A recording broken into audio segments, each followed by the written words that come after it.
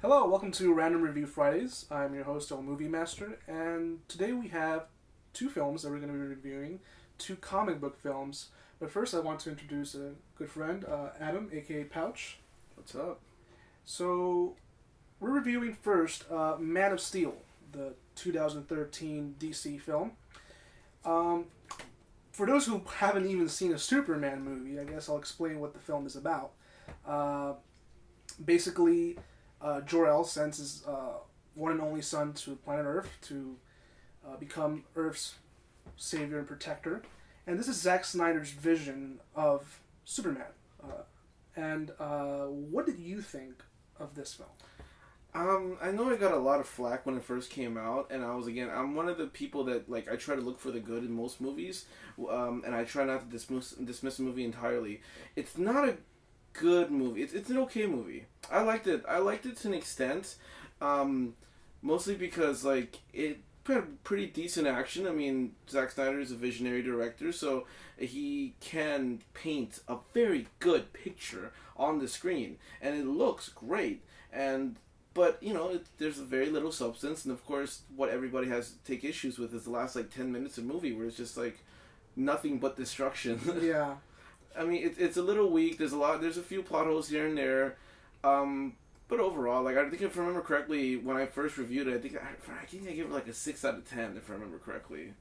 The first time I saw it, I hated the third act. I thought the third act was very weak. Yeah. In subsequent viewings, and actually viewings after seeing it with Batman v Superman, which we'll be reviewing shortly after this film, I'm not saying the destruction gets validated, but it's recognized that it happened. It's acknowledged. It's acknowledged.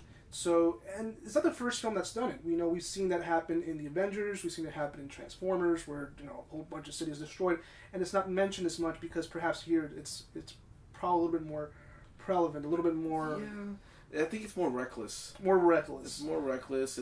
And people say that Superman would not have a fight in a major city, destroying everything. But in this film, this is a Superman who still is not Superman. He's still learning. It's the first time he's encountered people of his kind. I mean, he learns how to fly in this movie. Exactly. So this is pretty much, you can say, Superman Begins. Mm-hmm. It's an origin story, and on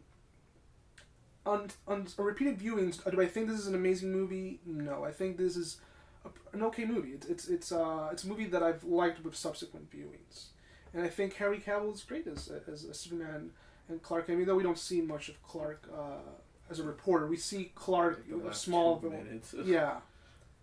The other thing I would say about the movie is that I really liked, even though you don't see as much as I would like, is Jor-El, Russell Crowe. Oh, he was a badass. Yeah. He was a badass. Yeah.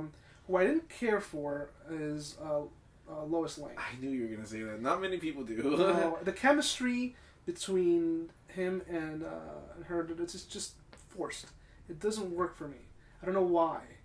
I don't buy it. I don't know. How about you? I'm conflicted about that because I love Amy Adams to death. She's probably one of my I think she's a great actress. Exactly. Yeah. She's a fantastic actress. She's one of my big celebrity crushes. I love her a lot. But the problem is that she's boring. She's boring in this movie and the next movie. I don't think that's her fault. It's not her fault. I think it's a problem with the script, how she was written. And she tries. Yeah. She tries. Which is the problem but with a lot of Zack Snyder's films. Zack Snyder, if you watch 300, if you watch Watchmen, he's a visual director. And a lot of his films are extremely gritty, to the point where a lot of the characters are all very stoic and very, serious. So no one has a cheerful moment, because Superman, as we know him, he's this, happy superhero. And maybe that won't fit in today's standards of, comic book films. But I think there can be a balance, which I think is what's missing in this film, in my opinion. I mean, I've never been the biggest Superman fan. I think the only way you can make him interesting is if you do things like this with him. He's not interesting as the big blue Boy Scout to me, not at all, because he's perfect that way. Yeah. But you have to to me, it's the only way to make him interesting is to give him imperfections and make him human, because he's obviously not human. You can use those things, and I do agree, Superman is probably the least interesting character because there's not enough layers to him. Unlike Batman, you know, you have a dark history and all this yeah. stuff. Superman, he's just a guy who has powers and stuff, but there needs to be a balance between a serious tone and some of that heroism that he's known for, that being this iconic figure with American pop culture. But like you said this before, he's brand new at this. So yes. he's not as iconic yet. He's not as heroic yet. And we'll get into the next film, which. Yeah. So, overall, I think Man of Steel is a movie that is not perfect by any means. No. It's decent. It's okay. The last 10 minutes I used to hate with a passion, but I've grown to accept what's occurring because he's still learning. So, but I wondered, did they ever pass him a bill saying, "Hey, Soups, you caused all this destruction. Why did you help us pay for all the damage that occurred at the end of the film?" I guess they're scared of him. Yeah, because they're like super scared of him all throughout this entire universe. They're like, oh my god, Superman! What the fuck are we gonna do if he ever becomes evil? So I know you haven't watched it recently, but at the end of Man of Steel, there's a sequence of a big satellite falls down, which is supposed to be tracking him down. You know, you know how much that satellite costs? Yeah, it was like a big fuck you to the U.S. government. Like, I don't give a shit what you do. You know? Yeah. So it's just like, I don't know, like they're so scared of him. I think they're afraid of doing something like that to him because, you know, easily he could like incinerate them with his laser vision and shit. Yeah, like that. So like I'm pretty sure like I'd imagine in a perfect realistic world they'd be like, yo, you owe us like $5 billion for all the damage you caused. But in this universe, I can try to explain it away as like, you know, they scared. Yeah. But then again, how can you pay? He works for Daily Planet. Apparently, he makes enough money to afford that nice ass apartment. Yeah, he does. That's true. I bet they'll probably give him. Hey, you can pay it in 5 easy steps. You know. The rest of his fucking life.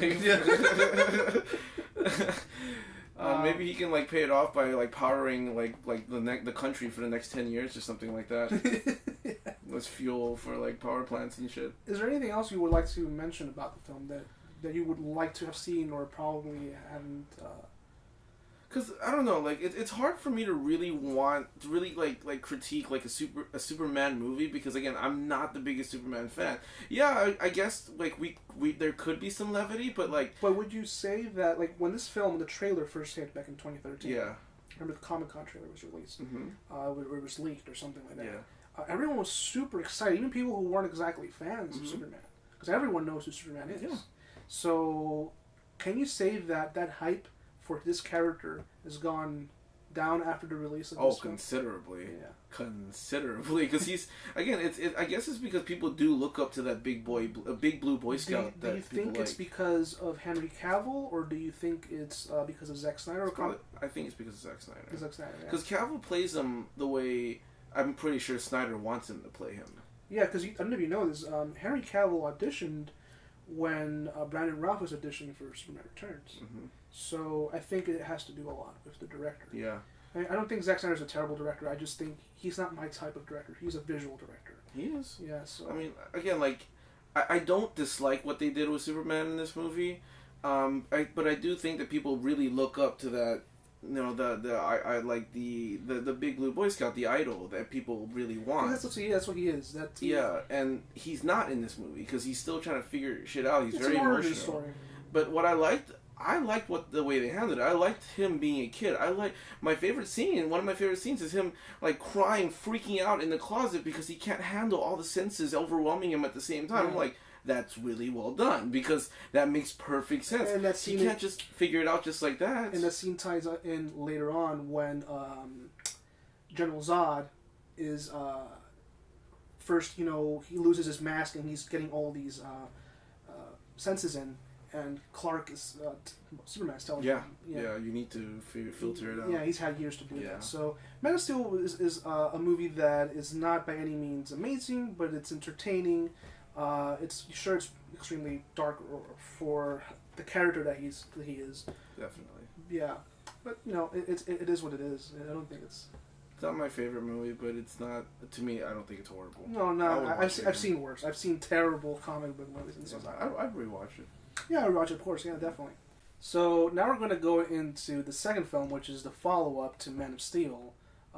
Last year's, was it last year or this year's? It was this year. It was this year, yeah. It was this year's March. Yeah, Batman versus Superman.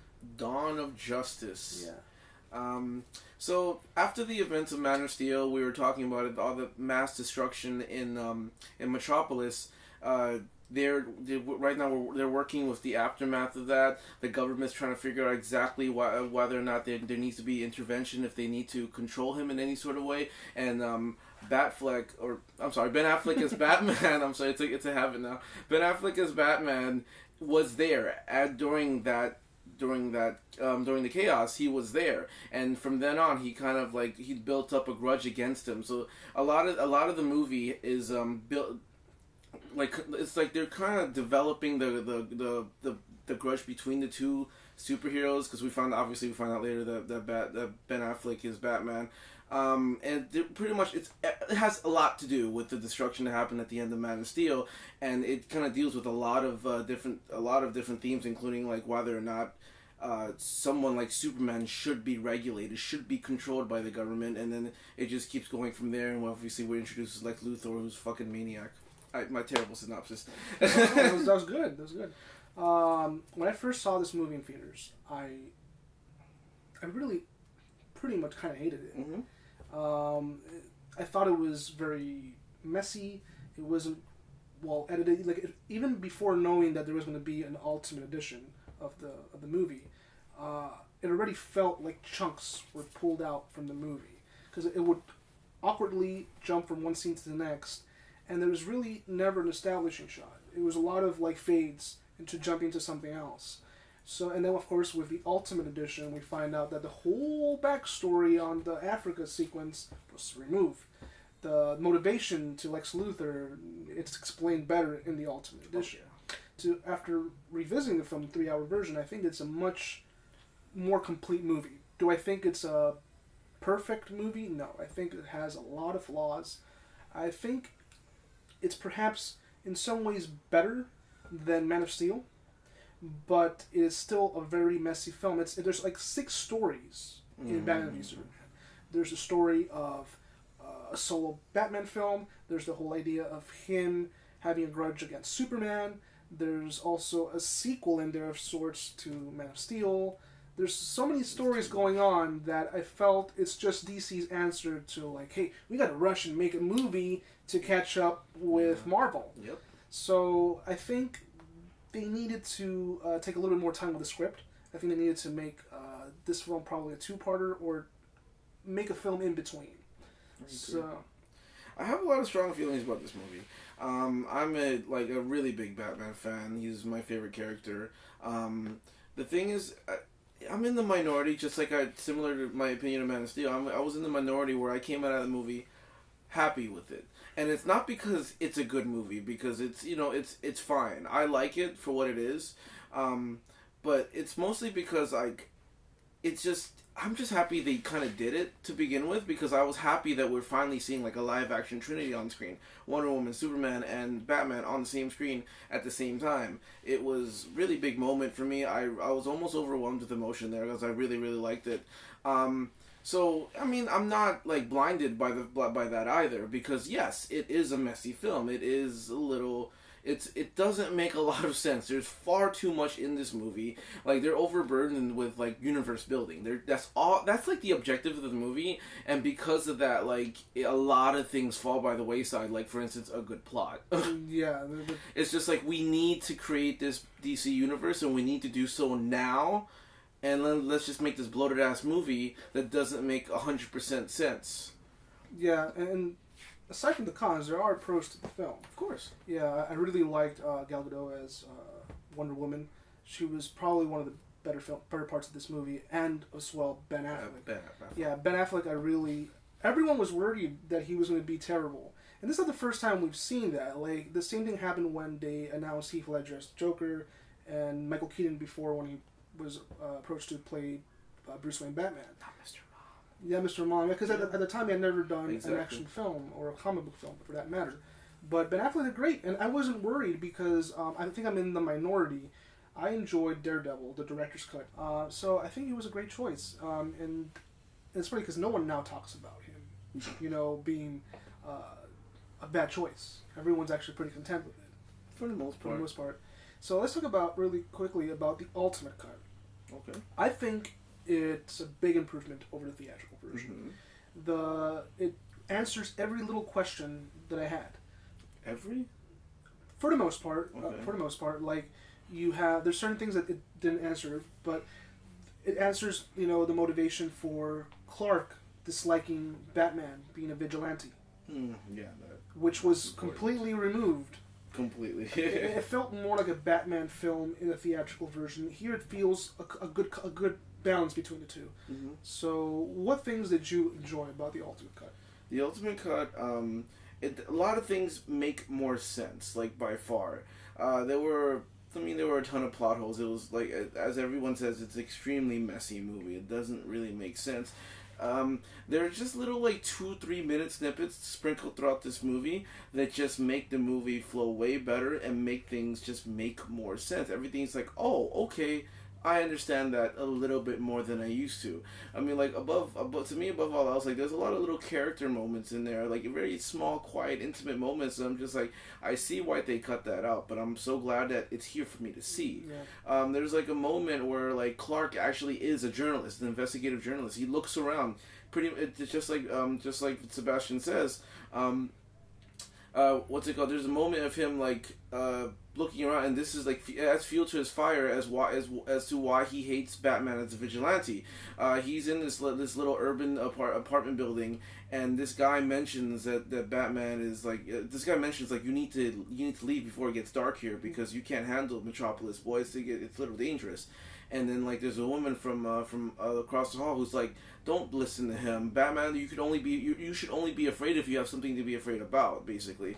And then he's like, no, it's a little different now. He's a little bit more brutal now, and so like that really made him angry. Like after that, Clark is just he just gets more and more angry as to like he's like you can't treat people this way and make people that scared, basically. And there's some scenes that are only like 30 seconds long that are actually good. Like like the sequence in when Superman finds out that the reason why he didn't see the bomb was because it was encased in lead. Yeah, that was not in the theatrical cut. Totally, like it just explains so much away. Yeah. Like, yeah, why did you cut that out? And in the theatrical cut, right after the explosion happens, he just goes to fucking like Alaska or something, and he sees a vision of his dad. In this one, you actually see him helping out. So you actually see him as a hero. You actually see him being Superman, not being this teen angst, emo Superman. So those little snippets that were added improved. Technically, they were cut that were added into this version is a big step up. I mean, like, this is the way I saw it. It's just like it was all these themes that they were trying to explore in the theatrical cut. It was just better executed in this version because, well, technically it was already better executed, but they just made them make a lot less sense in the theatrical cut. Now, I don't remember in the theatrical cut Batman visiting Lex. Did that happen in the theatrical cut? When did he visit Lex again? In the Ultimate Cut, Lex in prison, doing that little... He did visit him, but that cut, that spoilers, that moment is extended a lot, and it's better. A lot. It's way better. It's way better, yeah. And you see. He's insane. Lex is absolutely insane. Yeah. What? I really, and we already mentioned this, but I really loved Ben Affleck as Batman. And I really liked him in that sequence in the warehouse where he starts. It's pretty much like. It's like Arkham. It's the Arkham games. Arkham game. Yeah. It's so badass. It's just like one of the shit that gets your blood boiling. Aside from the fact that he kills people, which a lot of people have problems with, which I understand, but yeah, that's probably still my biggest problem because it's what differentiates between him and the bad guy. Mm-hmm. It's if he's just killing people left and right, he's just a criminal. I mean, like I figure as I figured earlier on, it's just because it's far into his career where he's more jaded. And it was confirmed in that moment I just described to you where he said he's a little bit more brutal now, which means that... And we kind of get that when he sees the Robin suit. Yeah.